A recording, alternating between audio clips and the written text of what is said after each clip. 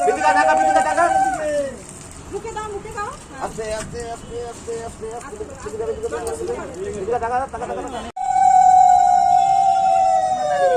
বিদিকা টাকা বিদিকা টাকা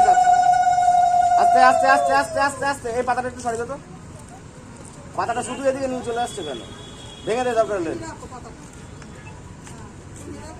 হ্যাঁ ঠিক আছে ঠিক আছে পাতা যেন এদিকে না চলে আসে দিন জল দিন আমার দিকে দিন জল